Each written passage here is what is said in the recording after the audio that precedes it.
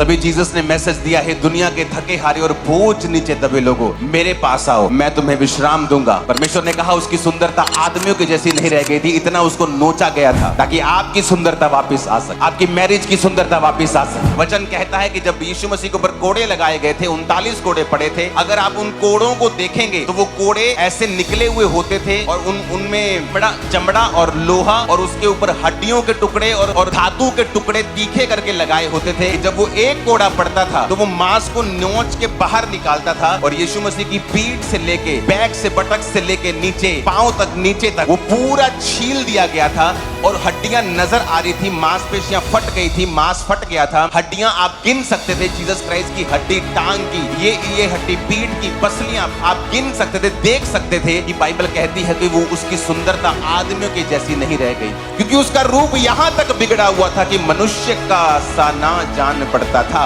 उसकी सुंदरता भी आदमियों की सी नहीं रह गई थी। उसने कहा यीशु दोषी ना था फिर भी कुचला गया।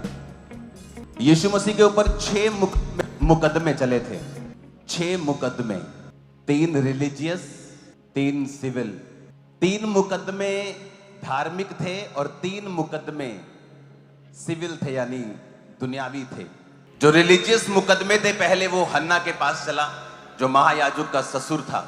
दूसरा मुकदमा महायाजक जो हन्ना था, कैफा था, उसके पास चला। और तीसरा मुकदमा यहूदियों की जो अदालत थी उसमें चला। ये रिलीजियस मुकदमे थे। और 3 मुकदमे जो सिविल थे वो पिलातुस के पास पहला मुकदमा चला, उसके बाद हेरोदेस के पास चला, फिर पिलातुस के पास उसे भेज दिया गया। और अगर आप लॉ देखें तो जीसस क्राइस्ट को पकड़ना इल्लीगल था उनके लॉ के मुताबिक। पहला लॉ यह था कि कोई भी रिलीजियस मुकदमा फीस्ट टाइम पे, त्योहारों के समय में नहीं चलाया जा सकता, क्योंकि वो त्योहारों का समय था, इसलिए जीसस क्राइस्ट यरूशलेम में थे। पर्व के दिन बाइबल में लिखा है जीसस यरूशलेम में थे, पर्व के दिन। तो ये इल्लीगल था पर्व के दिन किसी पर रिलीजियस मुकदमा चलाना, ये इल्लीगल था, ये लीगल नहीं था। पर फिर भी यीशु मसीह के ऊपर मुकदमा चलाया गया। लिखा हर एक कोर्ट का मेंबर जो है, जो इंडिविजुअली वोट करेगा जिसके खिलाफ कन्विक्शन हुई है। पर जीसस को यह मौका नहीं मिला कि हर एक व्यक्ति वोट करे कि सही है या गलत। अगर डेथ पेनल्टी दी जाती है तो वो रात के समय में उसको देना एक इल्लीगल काम था। जिसको जो अक्यूज है उसको एक वकील देना उनका काम था, लेकिन जीसस को वो नहीं दिया गया था। जिसको दोष लगाया जाता था उसको बहुत सारे समय और बहुत सारा उसको मौका दिया जाता था अपने आप को guilty proof, non guilty proof करने का कि वो कसूरवार नहीं है। पर जीसस को वो भी नहीं दिया गया। ये थे रिलीजियस मुकदमे, धार्मिक मुकदमे। और जब सिविल मुकदमा यीशु मसीह पे चला तो पिलातुस कहता कि अगर तू मुंह से कह दे कि ये सारी बातें झूठी हैं तो तेरे ऊपर कोई मुकदमा नहीं चल सकता, क्योंकि इनके पास कोई भी प्रूफ नहीं है। वो बार बार उसे बचाने की कोशिश करता गया और कहता गया ये बरअब्बा है, ये डाकू है जिसने तुम्हारे लोगों को मारा है, इसे छोड़ दो कि जीसस को छोड़ दूं। फिर वो कहते नहीं, जीसस को क्रूस पे चढ़ा, तू इसको छोड़ दे। पिलातुस फिर बड़ा हैरान हुआ। हेरोदेस ने भी परमेश्वर का मजाक उड़ाया और उसको पागल कहा। 6 मुकदमे जीसस क्राइस्ट के ऊपर चलाए गए, जिनमें से एक पर भी वो दोषी नहीं था। आज उस समाज में जिसमें आप रहते हैं, क्या है गुड फ्राइडे मैसेज? जिस दुनिया में आप रहते हैं आपके साथ धक्का होता है, अन्याय होता है, आपकी फैमिली के द्वारा, आपके लोगों के द्वारा, आपके समाज के द्वारा, आपके आसपास रहने वाले लोगों के द्वारा, बड़े लोगों के द्वारा, किसी के भी द्वारा। और तभी जीसस ने मैसेज दिया है, दुनिया के थके हारे और बोझ नीचे दबे लोगों, मेरे पास आओ, मैं तुम्हें विश्राम दूंगा। अगर तुम मुकदमों से थक चुके हो, फॉल्स एक्यूजेशन से, झूठी तुम पर लगाई जाती हैं तोहमतें, तुम थक चुके हो तो मेरे पास आओ, क्योंकि वो सारी चीजें मैंने तुम्हारे लिए सही हैं। और आज मैं आपको बता रहा हूं, जो विश्वासी मुकदमों के नीचे हैं, प्रभु ने आज मुझे कहा आप आजाद होने जा रहे हैं बड़ी विक्ट्री के साथ, क्योंकि जीसस ने आपके लिए सह लिया है।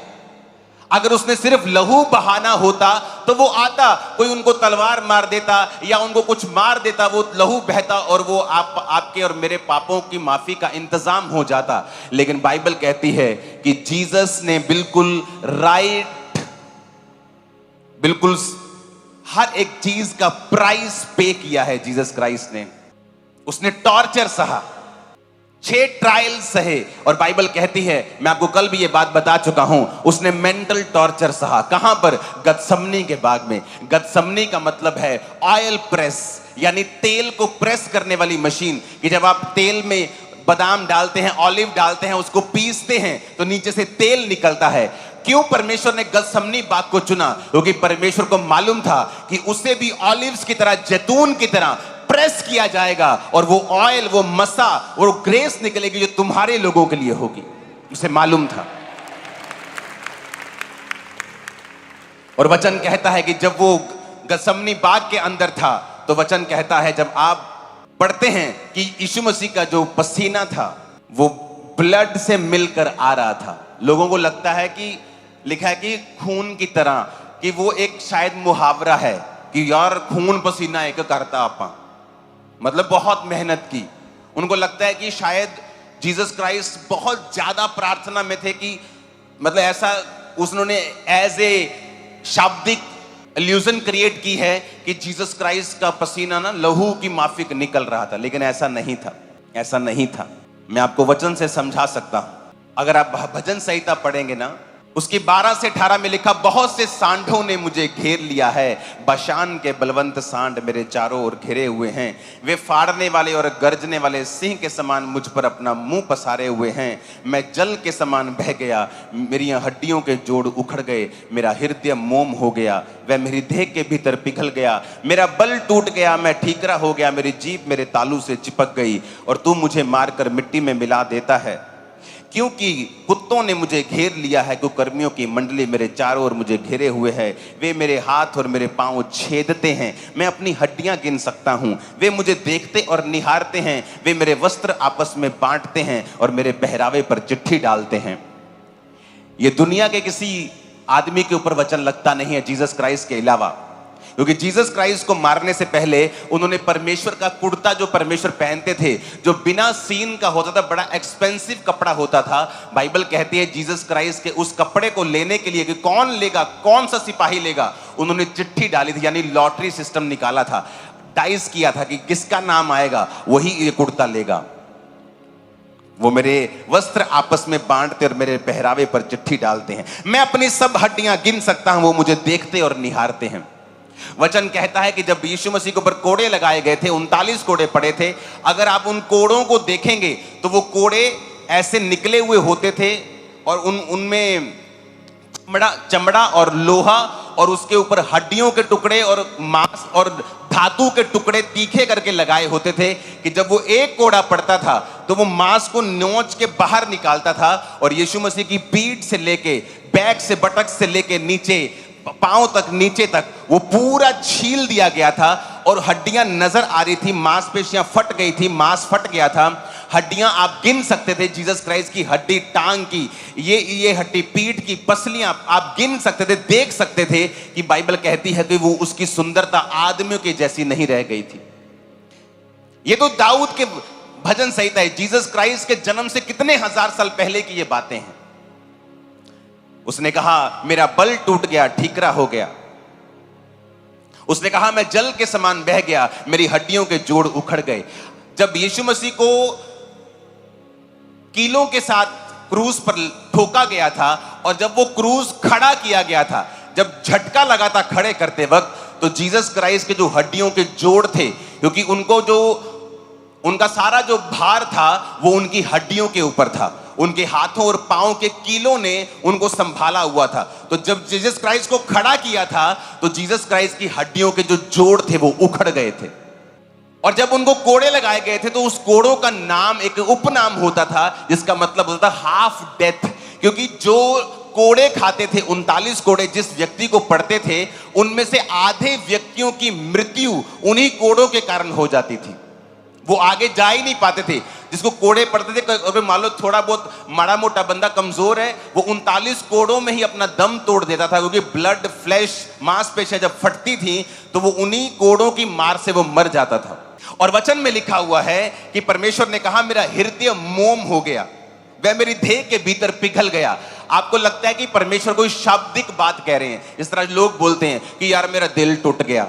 नहीं नहीं नहीं, ये परमेश्वर सचमुच कह रहा है, क्योंकि जब जीसस क्राइस्ट को क्रूस के ऊपर चढ़ाया गया तो उनकी मौत इस कारण हुई कि जब क्रूस के ऊपर चढ़ाया गया तो उनकी हड्डियों के जोड़ उखड़ चुके थे और उनका सारा भार हाथों और पांव के कीलों पर था और उनको सांस लेने में दिक्कत थी। और जब एक व्यक्ति क्रूस पर होता है और सांस नहीं ले पाता तो उसका जो हार्ट होता है वो ऑक्सीजन नहीं पहुंचा पाता, और जीसस क्राइस्ट के हार्ट के फटने के कारण उनकी मृत्यु हुई थी। क्योंकि ऐसी जो दूसरे दो लटकाए गए थे वो अलग तरह से थे, वो मरे नहीं थे, लेकिन जब जीसस क्राइस्ट की शाम को मृत्यु होती है तो लोग बताते हैं कि वो मर गए।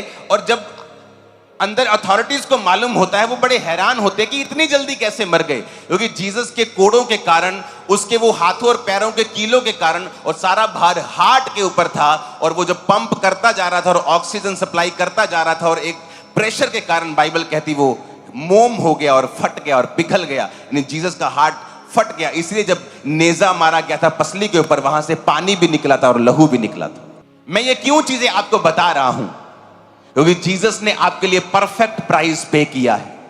और अगर आप उसकी इन सब चीजों को अगर आप मेडिकली प्रूफ करना चाहेंगे, आप इसको प्रूफ भी कर सकते हैं जो मैंने कहा है। हालेलुया। और जब जीसस क्राइस्ट के ब्लड पसीने से निकल रहा था जब गसमनी बाग में थे, उसका मेडिकल नाम है हेमाटिड्रोसिस, जिसमें लिखा है tiny blood vessels in the skin break open, कि जो ब्लड वेसल्स हैं आपकी स्किन के छोटे छोटे, blood inside them may gate squeezed out through sweat glands, कि जो पसीने वाले ग्लैंड्स हैं ब्लड उनमें चला जाता है और वो फट जाता है और स्किन के स्ट्रक्चर से वो बाहर आने लगता है। इसका नाम है, और वही जीसस को हुआ था। वो स्ट्रेस इस बात का कि परमेश्वर मुझे कल जब मैं क्रूस पे लटकाया जाऊंगा तो वो मुझे छोड़ देगा, ये कुर्बानी थी परमेश्वर की। इसलिए आज जब लोग मसीह में आते हैं, दूसरे लोगों के लिए वो धर्म परिवर्तन होता है, लेकिन उनको ये मालूम नहीं होता, जो मसीह में आता है वो स्वीकार करता है कि प्रभु तूने मेरे लिए वो स्ट्रेस जो सही वो इतनी थी कि तेरा ब्लड, पसीने के ग्लैंड्स जो होते हैं, अब मेरे को अगर पसीना आ रहा है तो वो फट गए थे अंदर से और ब्लड पसीने के साथ मिलके बाहर आ रहा था। वो स्ट्रेस परमेश्वर ने झला, और इसलिए जब आप जीसस क्राइस्ट को उद्धारकर्ता मानते हैं और कबूल करते हैं, वो स्ट्रेस आपकी लाइफ से खत्म हो जाता है, क्योंकि परमेश्वर ने आपके लिए प्राइस को पे कर दिया है। जब मैं परमेश्वर में आया था तो स्ट्रेस लाइफ थी, मालूम नहीं था जीऊंगा कि मरूंगा कि अभी भी सुसाइड करूंगा, लेकिन जब परमेश्वर को समझता गया कि परमेश्वर ने मेरी स्ट्रेस तो खत्म कर दी है, उसने मेरा स्ट्रेस तो फिनिश कर दिया है, उसने तो मेरे स्ट्रेस के लिए लहू बहा दिया है, अब मुझे स्ट्रेस में रहने की जरूरत नहीं है। उस पे 6 मुकदमे चलाए गए, सारे इल्लीगल थे, उन्हीं के मुताबिक इल्लीगल थे, लेकिन परमेश्वर ने उन मुकदमों को सहा, वो मारा गया और तीसरे दिन शैतान का तमाशा बना के वो जी उठा। और मैं आपकी लाइफ के ऊपर आज भविष्यवाणी कर रहा हूं कि आपके मुकदमों का परमेश्वर तमाशा बनाने के लिए जा रहे हैं इसी साल और अगले साल, और कोई दुनिया की ताकत आपको हरा नहीं पाएगी यीशु मसीह के सामर्थ्य नाम, क्योंकि जीसस ने इल्लीगल मुकदमे हमारे लिए सह लिए, उसने स्ट्रेस हमारे लिए सह लिया है, बीमारियों के लिए कोड़े खा लिए हैं। बाइबल कहती है यशाया 52 उसकी 14 आयत में कि उसकी जो सुंदरता थी, बहुत से लोग उसे देखकर चकित हुए, क्योंकि उसका रूप यहां तक बिगड़ा हुआ था। यशाया 52 उसकी 14 आयत, क्योंकि उसका रूप यहां तक बिगड़ा हुआ था कि मनुष्य का सा ना जान पड़ता था, उसकी सुंदरता भी आदमियों की सी नहीं रह गई थी। आपकी लाइफ खराब हो जाती है, कई बार किसी की मैरिड लाइफ खराब होगी, उसके पति ने उसकी जिंदगी को खराब कर दिया, हराम कर दिया, खत्म कर दिया। किसी के पार्टनर ने, बिजनेस पार्टनर ने उसको खत्म कर दिया, उसको फंसा दिया। परमेश्वर ने कहा उसकी सुंदरता आदमियों की जैसी नहीं रह गई थी, इतना उसको नोचा गया था ताकि आपकी सुंदरता वापस आ सके, आपकी मैरिज की सुंदरता वापस आ सके, आपके फाइनेंस की सुंदरता वापस आ सके, आपको धोखा मिला, आपको क्रिटिसाइज किया गया, आपको मारा गया, पीटा गया, कुचला गया, दबाया गया, तो इसलिए परमेश्वर ने कहा कि दुनिया के थके हारे और बोझ नीचे दबे लोगों, मेरे पास आओ, मैं तुम्हें विश्राम दूंगा। इसमें किसी धर्म का जिक्र नहीं कि क्रिश्चियन बन जाओ, ईसाई बन जाओ। परमेश्वर ने कहा मेरे पास आओ, क्योंकि मैंने तुम्हारा प्राइस पे कर दिया है। आप उससे मांगे जिसने आपका मूल्य चुका दिया है। आप उससे कहें जिसने आपका मूल्य चुका दिया है। जीसस ने आपका मूल्य चुकाया है। क्या आप बीमार हैं? उसने आपका मूल्य चुकाया है। क्या आप फंसे हुए हैं? उसने आपका मूल्य चुकाया है। आप मेंटल टॉर्चर में हैं, उसने आपका मूल्य चुकाया है। आप गरीब हैं, कुचले हुए हैं, उसने आपका मूल्य चुकाया है। इसलिए तो वो कहता है मैंने जगत के निर्बलों को चुन लिया, मैंने जगत के तुच्छों को चुन लिया, मैंने जगत के निर्बलों को, कमजोरों को, जो व्यर्थ थे उनको चुन लिया, ताकि जो कुछ अपने आप को समझते हैं उनको शर्मिंदा करें। आपको परमेश्वर ने चुना है बड़े बड़े लोगों को शर्मिंदा करने के लिए। आप ऊपर होंगे, बेस्ट पोजीशंस के ऊपर होंगे in the name of Jesus. Hallelujah, hallelujah. Jesus ने कहा मैंने तुम्हारे लिए सारे प्राइस को पे कर दिया।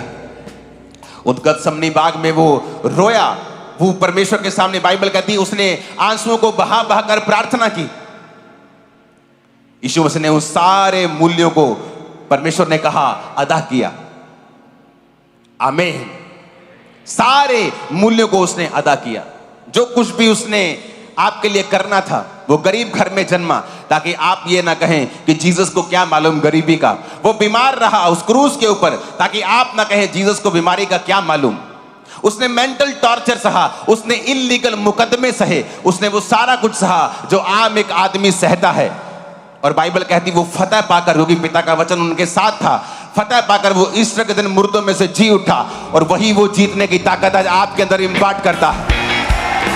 और जब आप अपनी जिंदगी परमेश्वर को देते हैं और पवित्रताई में पाक जीवन जीने का फैसला करते हैं, क्योंकि शैतान हमेशा चाहता है कि आप कुछ ना कुछ गलती करें और वो आपको फंसाए, क्योंकि आप गलती करके भी मुकदमा झेल सकते हैं और ना गलती करके भी झेल सकते हैं। अगर गलती नहीं की है तो जीसस आपके साथ हैं। उसने कहा मैंने वो सहा है और मैं तुम्हारे साथ हूं। ये जीसस का एक ऐसा शब्द नहीं मेरे पास बोलने के लिए, एक ऐसा सैक्रिफाइस, एक कंप्लीट मार्वलस, एक सोचों से परे एक ऐसा सैक्रिफाइस। इसीलिए दुनिया में लाखों कुर्बानियां हुई हैं।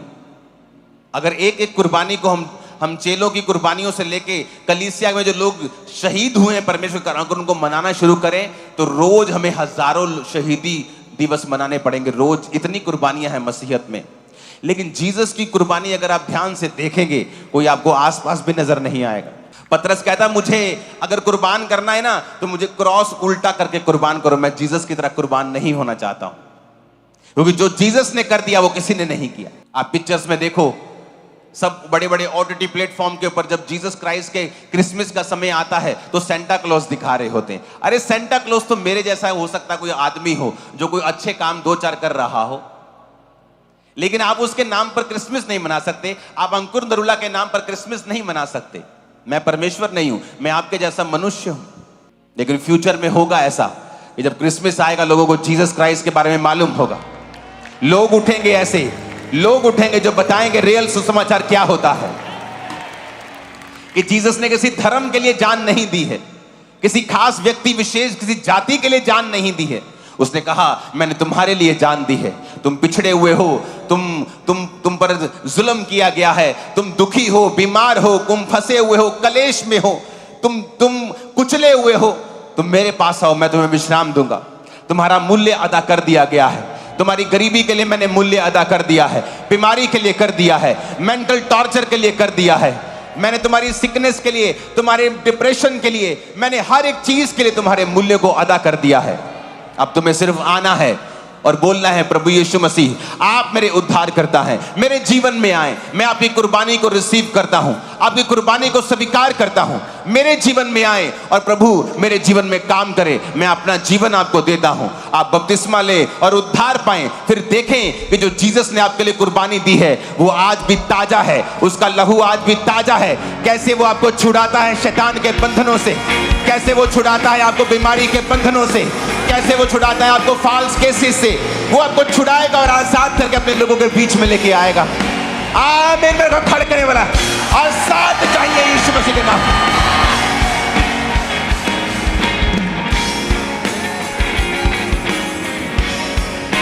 आमीन।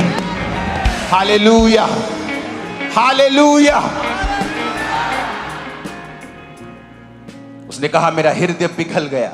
इब्रानियें 5 उसकी 7 आयत में लिखा है, यीशु ने अपनी देह में रहने के दिनों में ऊंचे शब्द से पुकार कर और आंसू बहा कर उससे जो उसको मृत्यु से बचा सकता था प्रार्थना और विनती की और भक्ति के कारण उसकी सुनी गई। हमारा एक्सेस नहीं था परमेश्वर के सामने। यहूदी लोग तो दूसरे लोगों के पास भी नहीं जाते थे, अन्य जातियों को तो परमेश्वर को के पास जाने की भी इजाजत नहीं थी। लेकिन जीसस ने कहा अब्राहम की आशीष सब तक पहुंचेगी। मैं इसलिए आया हूं कि सब जातियों को अपने पास खींचो।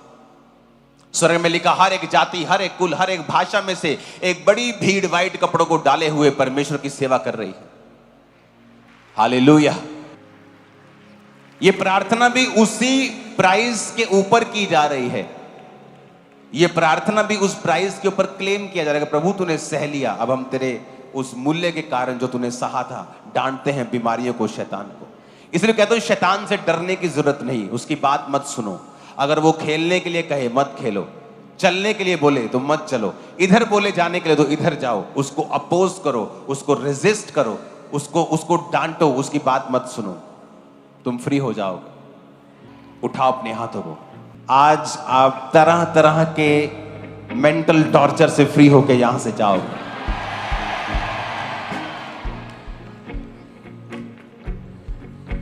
अपने हाथों को उठा लो, बोलो जीसस आपने मेरे लिए